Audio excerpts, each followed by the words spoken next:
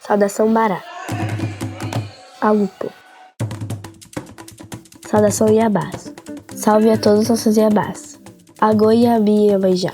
Rio Grande é a cidade mais antiga do estado do Rio Grande do Sul, conhecida como o berço do parlamento e reconhecida como a capital nacional das águas. Contudo, entre suas páginas da história, permanece oculto o legado e a presença das mulheres negras, que contribuíram significativamente para a construção desta cidade. Meu nome é Ana Luísa Bandeira, sou Morixá de Iemanjá, pertencente ao Ilê Axé-Loiá e Facorã, e também quilombola da comunidade quilombola Macanudos, ambos territórios tradicionais da cidade de Rio Grande.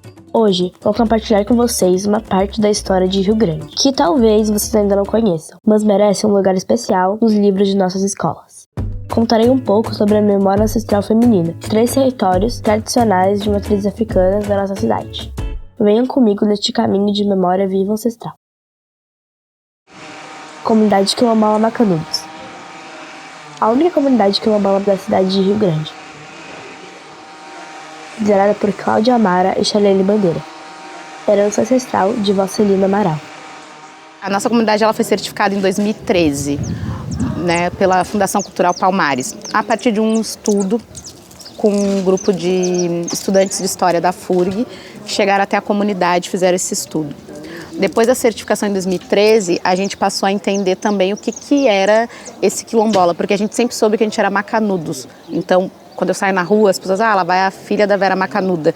Mas a gente não se autodeterminava ainda como quilombola para as pessoas, porque isso não era um entendimento até também por conta da história, de que quilombo está sempre ligado a uma questão ruim e que as pessoas negras quilombolas que não tiveram acesso ao ensino superior, elas não conseguem compreender o que era esse conceito, a partir de uma visão positiva e tudo mais. Esse prédio ele foi pensado, ele é a primeira sede da saúde quilombola do estado.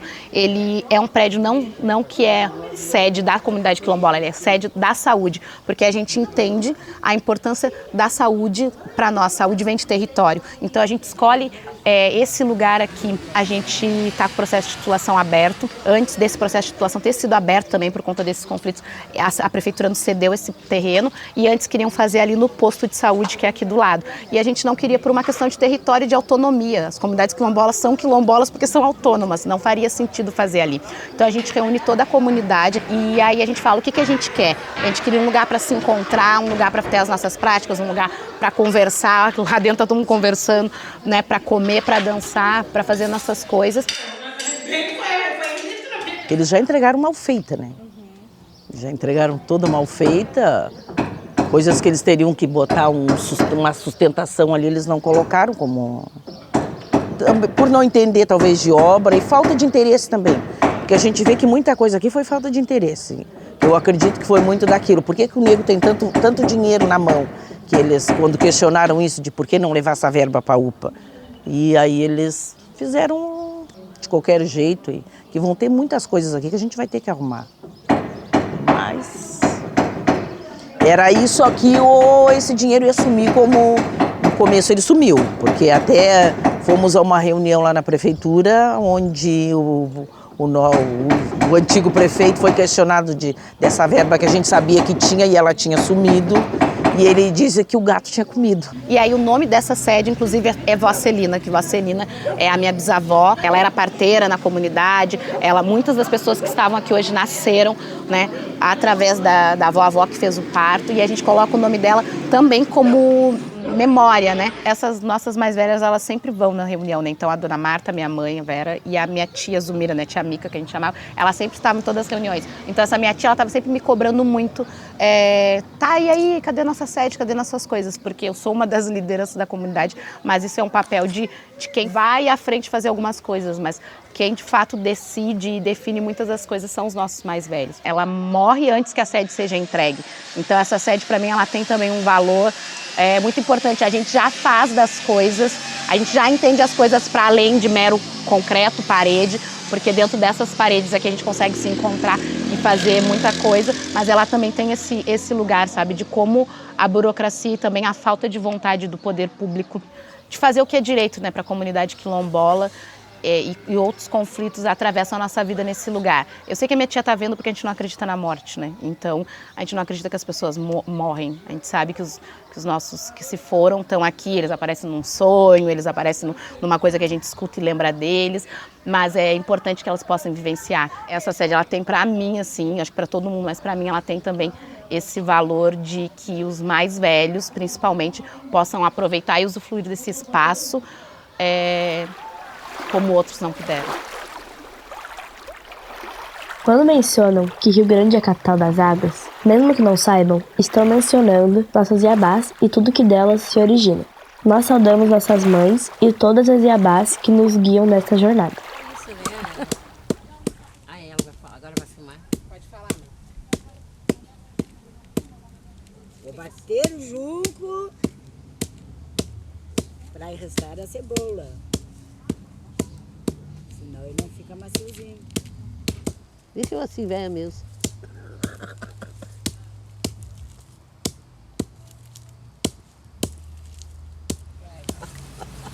Agora bota, põe no sol para secar.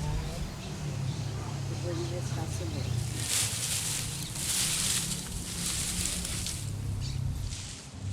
Até achei que eu nem sabia mais. Tu sabe sim. Achei que eu tinha desaprendido. Não, a gente aprende. Tem que ter mais ou menos pra... É que nem andar de bicicleta, né? Que quem aprende não desaprende mais. É, se trabalhava na safra, a cebola só saía assim. Cortada, eles não vendiam, era só enrestar. Já trabalhava no galpão dos outros. Lá na Quitéria. Na Quitéria, né? Qualquer lugar a gente ia. Era turma. Não, a gente plantava. E plantava também. A gente tinha uma chacrinha que a gente plantava também. Quando acabava em casa, a gente ia. Exatamente. Linda. Ó. Tá bom, ótimo. Olha, pelo tempo que a gente não faz isso aqui. Quantos anos? Isso aí, mais de 50 anos. Quantas cabeças a gente botava em cada resto, lembra? Era 25. É, de cada lado, né? Não, era 25. É o todo? 25 ao todo. É o todo, até. Era 25 ao todo. Tá legal. Eu não não lembrava mais disso. A gente arrastava camarão ali, ele dava bastante camarão, a gente ia de dia e arrastava camarão. Muito camarão, arrastei ali também. Aqui é pedra úmida para amolecer a casca do camarão. A gente bota de molho. Aqui é uma aguinha morna, porque ele tá verdinho. Aguinha com pedra úmida. Eu nasci na Quitéria. Nasci em casa pela mão da minha avó era parteira. Ela que partejou meu filho. A maior parte de nós todos, meus primos, tudo foi pela mão da avó Celina. Só os mais novos que iam por hospital. Mas os mais velhos, tudo em casa. Eu cresci na Quitéria. Melhor lugar que eu morei até hoje. Tu não acha, Vera? Ah, lá era bom. Eu. Antigamente era bom. É, né? Quando se criou. A gente tirava água de poça, a gente lavava no valo, assim, tipo, descia a barranca e lá no valo lavar roupa. A água chegava a ser azul. Tinha que subir para trazer água para casa, que não tinha água assim, só abria a torneira, tem água. Depois a gente foi para as fábricas trabalhar, porque não tinha mais.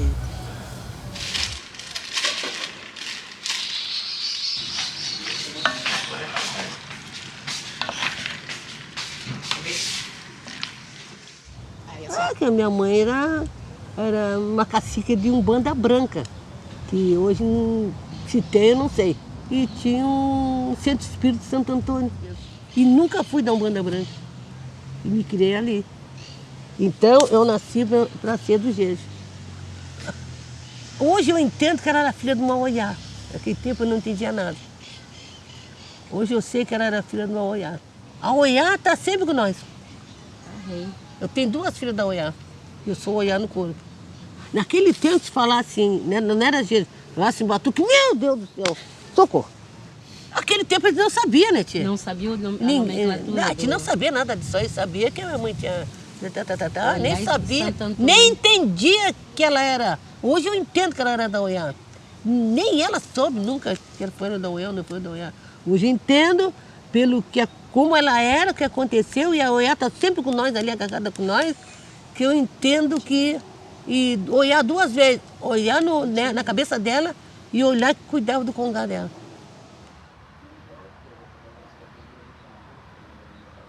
Território Filhas do Vento. Agô.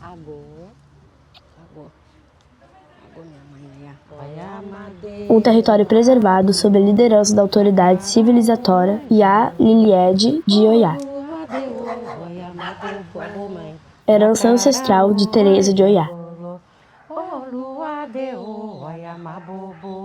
Filha de Ansã e Alorixá, feita por Teresa de Oiá, a mulher que me criou e a mulher que me fez renascer novamente. A minha iniciação dentro do Nagô, ele ocorreu em 22 de novembro de 1994.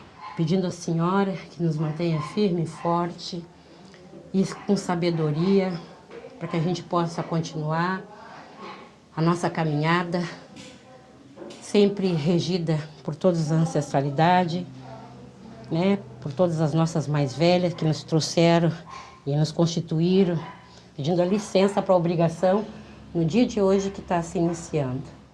Oxê, oxê, oxê, oxê, oxê, oxê. Felicidade, minha filhada. Nós possamos ter muitos anos juntas, para a gente poder cumprir o que foi dado por esse grande Pai Maior, grande Pai Oxalá, e todos os nossos orixás e nossas grandes mães, que o que nos uniu, nada nos desuna, que a gente consiga até o fim. Como o fim não existe para a gente, sempre vai continuar. Enquanto a minha avó estava viva, eu fazia tudo para ela, cumpria tudo com ela. Hoje ela não está fisicamente aqui, mas como eu disse, eu tenho a minha outra Oiá, segue a mesma maneira. Cada uma tem um conhecimento da sua maneira. A minha avó tinha um conhecimento de uma vida toda que me falava as mesmas coisas que a minha madrinha tem um outro conhecimento hoje, nos dias de hoje, né? Que naquele tempo lá, em 1900, a gente não tinha esse conhecimento de hoje, né? De poder ler, de poder, né, participar, de poder ir aqui, poder ir ali, né? Então, para mim, elas são tudo. Não é só estar aqui na porta. Por trás disso, por trás dos bastidores, tem muita coisa, né? Então, a gente não é só uma Iá quando a gente está na festa, no culto, né? Nós somos Iá 24 horas por dia.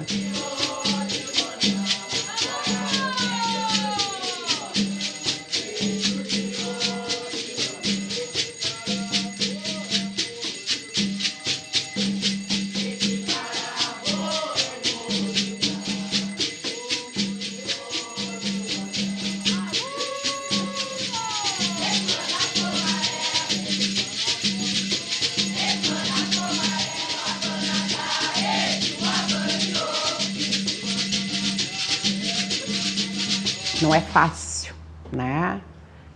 Porque a cultura, o batuque, não é só tu colocar uma saia, te maquiar, colocar um turbante na cabeça e vir dançar, né?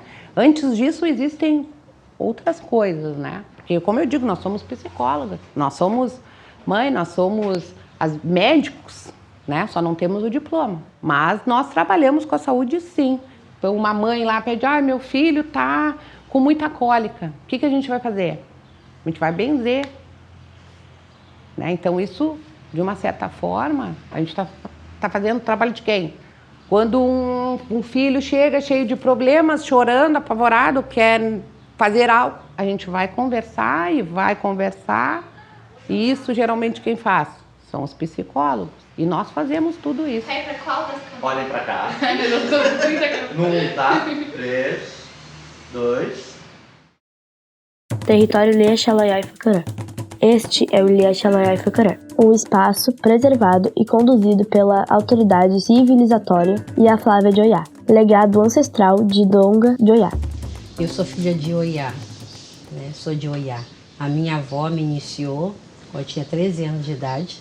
Eu nunca entrei para essa tradição, eu sempre pertencia a essa tradição, a esta forma de ser e de existir dentro do terreiro. Então, a gente nasce dentro de uma casa que tem uma tradição, né, da cultura africana e que se torna pertencente a ela. O terreiro ele é matriarcal, né? E essas mulheres têm uma vida de luta, de batalha diária, que ela tem que quebrar entre o terreiro, a realidade do terreiro, a luta do dia a dia, de ter que estar prestando conta ali com seu axé, tem todo o processo. Tem que sair para um trabalho, chegar em casa e criar seus próprios filhos, desde a alimentação ao cuidado da casa, dividir todo o seu tempo e ainda dividir o tempo com as pessoas que batem à sua porta a qualquer hora, a qualquer momento. É diferente porque muitas vezes os homens dentro do Batuque do Rio Grande do Sul, até pela dificuldade de emprego muitas vezes, os homens de axé eles ficavam muito mais dentro das casas, ganhando seu axé dentro do seu jogo de búzio, mas as mulheres saíam para a fábrica para trabalhar, como a minha avó, como outras tantas Yalorixás, tempo da Swift, das outras fábricas também de peixe. Essas mulheres elas saíram desta realidade, essas mulheres de axé, que vinham do trabalho duro e que tinham que ter conhecimento, sabedoria e resistência para chegar dentro do seu axé, da sua casa, porque o axé, a casa do terreiro é a sua casa, a sua moradia. E tinham que resistir a tudo sem cansaço, ou seja, ignorar o cansaço, deixar de lado e continuar fazendo o processo todo dentro do terreiro, que é acolhimento, muitas vezes as obrigações, os deveres com as cabeças, com os filhos, atender qualquer tipo de necessidade que batia a porta. Eu tenho que resistir, né? Eu tenho que fazer valer o valor da mulher, né? É como eu disse, o terreiro ele é matriarcal, a gente tem que ouvir o que o orixá, o que os orixás vão dizer, independente de eu ser uma mulher ou não, né? Mas eu fui escolhida para estar nessa continuidade.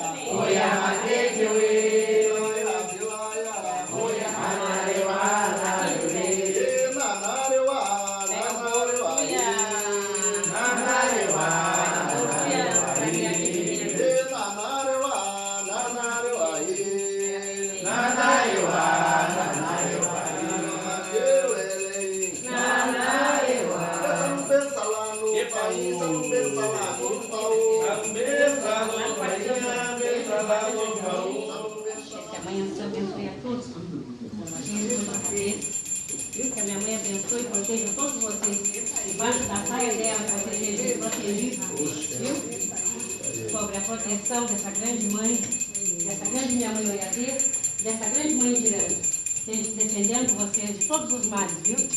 Fazendo coisas boas, prosperidade para vocês, viu? A mulher tem a sua importância, eu agradeço Oiá, né? Por me conceder uma casa que tem muitas mulheres, não me desfazendo dos meus filhos homens, mas é uma casa, um ilê, né, tomado praticamente, né, pelo matriarcado, de uma certa forma, e talvez isso esteja na minha história de luta, né, e eu vejo isso como também resposta da onde eu vi sempre as Yalorixás, sempre muito em segundo plano, e isso me incomoda muito. Me incomodava, não que a cozinha não seja da mulher, a cozinha é feminina, a cozinha ela é matriarcal, começa na cozinha, tem todo um processo, mas também tem um processo onde existem as duas potências. Mas eu vi as mulheres muitas vezes atrás só do fogão, só de um pano de chão e não sendo uma liderança religiosa, não desqualificando o poder e a qualificação dos homens nas lideranças. Eu acho que tem que existir as duas proporções, mas tem que estar sim a mulher em primeiro lugar, tem que estar sim a mulher representando o que de fato é, que é o matriarcado dentro do terreiro, o matriarcado dentro da própria vida, né, da sua existência. É lembrar que o homem não tem como ele existir senão atrás, por trás, ou melhor, nem por trás, sem a existência de uma mulher. Amanhã depois, o meu legado, essa luta que eu tenho com essa casa, onde a gente tem vários projetos, tenho várias mulheres pensantes aqui e as que não estão aqui também, né, que elas dê continuidade amanhã e que se lembre que teve um terreiro que uma mulher não desistiu, por mais difícil que seja. Que ela se lembre de ser bamba, como diziam nossas mais velhas. A fulana é bamba, e é isso que eu quero que eles dizem. Eu vou ser bamba, por mais difícil. Se os nossos mais velhos, se os nossos antepassados que foram escravizados para essa terra tiveram estratégia de resistir, nós também temos, né? Nós também temos, porque a ancestralidade ela não te deixa, né? Então o Oiá não me deixa, os nossos ancestrais não me deixam, né? Eu sempre digo, o axé é algo para além da vida. Que vida é essa que a gente compreende, que é ser de axé? Então é uma responsabilidade que não é só para hoje, é para um todo, para toda uma existência.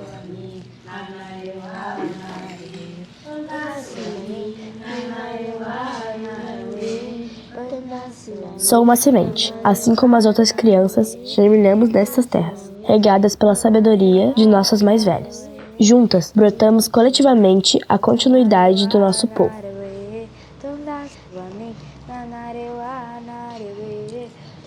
Agradecemos às mulheres que compartilharam suas histórias, a elas e seus territórios.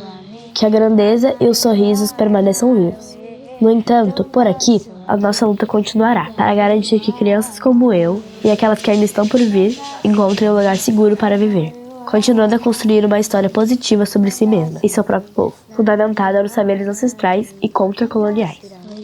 Falamos de dores e alegrias, mas, diariamente, nós, povos quilombolas e de axé, lutamos pela nossa existência coletiva. E nós, quilombolas, lutamos pela retomada do nosso território. Lutamos enquanto comunidades, ao lado dos homens, mais a importância e a força matriarcal que vem de nossas mulheres, da nossa ancestralidade, das águas, da terra e dos ventos, nos fazem resistir a cada dia. É impossível ser mulher negra e escolher não lutar. Vamos na batucada, bater tambor, toque do atabaque e do agogô. Tambor mandou chamar,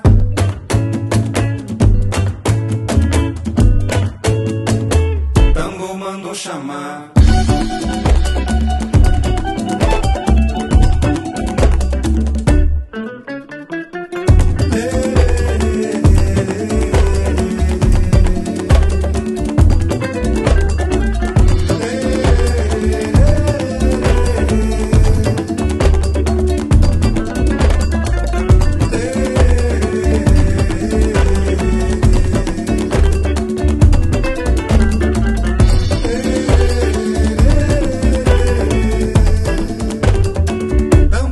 Chamar,